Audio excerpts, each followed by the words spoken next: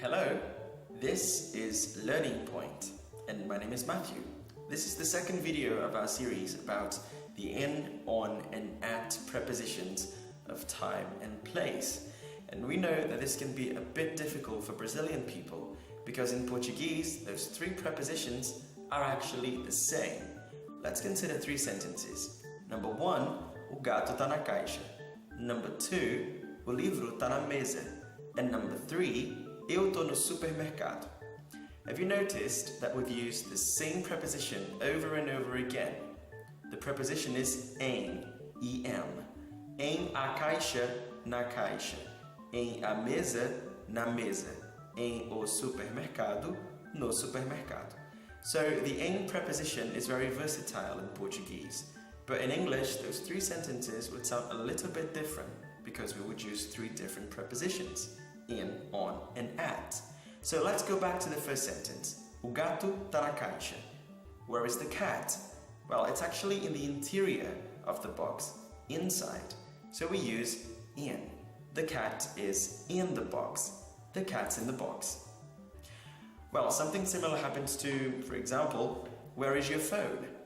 It's in my bag. In my bag. In the interior of the bag. Where is your money? It's in my pocket. It's in my wallet. So in for when something is in the interior of something else. Or a person is in the interior of a place. Well, the in preposition is not very difficult to understand. It's quite easy and it's very similar to the em preposition in Portuguese. But the problem is that it can be easily confused with on. So let's go to the second example. O livro tá na mesa. Where is the book now? It's not in the interior of the table. No. It's on top of it. So whenever something is on top of another thing, or a person is on top of a place, we use the on preposition. The book is on the table. The book's on the table. That's very famous, right? Yeah. Let's consider yet another example. Imagine that there is a thief invading your house and he is coming at you from the ceiling. What would you say? There is a thief on my house. On my house. There's a thief on my house. Oh my, call the police. Yeah, on the house. Then, when he comes into it, then he is in the house. Do you see the difference? On the house, in the house. So you've got to pay attention to those differences. They can be very, very tricky. Let's consider yet another example.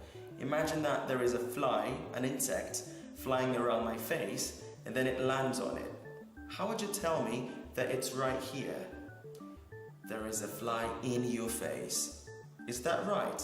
Has it really dug into my face and now it's in the interior of it? No. It's actually on the surface of my face. So when we're talking about surfaces, we use on. There is a fly on your face, on the surface of your face. Surface, on. Remember. All right. Let's go now to the last example, to the last sentence that we've got. Eu tô no supermercado. Imagine that you call your mother, your father, your girlfriend, your boyfriend, and you want them to pick you up no supermercado. How would you say that in English? I'm in the supermarket. Well, that's okay, but remember, when you say that, you mean that you are into or inside the supermarket, in the interior area.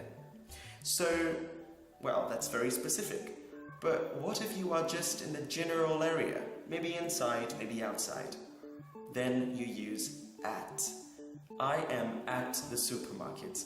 So it's very common for us to use at with places like school, home, coffee shop, shopping center, church. Where are you? I'm at school, don't call me. Where is she? She is at the supermarket, at the coffee shop, at home. So we use the at preposition when we want to say that we are in the general area of a place.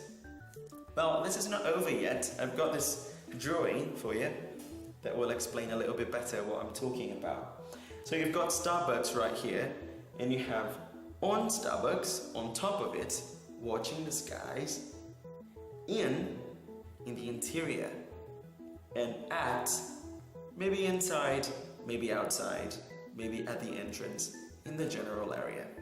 Right? There you go. Well, people use the in, on, and at prepositions to give personal information, such as their address. So, for example, I live blah blah blah, Brazil. I live no Brasil. How would you say that in English? I live in Brazil, on Brazil, at Brazil. Okay, remember this. When we're talking about big things, such as countries, cities, or states, we use in. So I live in Brazil. She lives in London. He lives in Santa Catarina. So in. But if you want to be more specific and tell the person you're talking to, maybe the street you live on, then you have to use the on preposition. So I live on 14th Street. I live on Avenida Atlantica. On for avenues and streets. But if you want to be even more specific and let the person know maybe the house you live in, the number of your house, the number of your flat, then you've got to use the at preposition. I live at 506 Avenida Atlantica. At 506. Number first, street or avenue right after.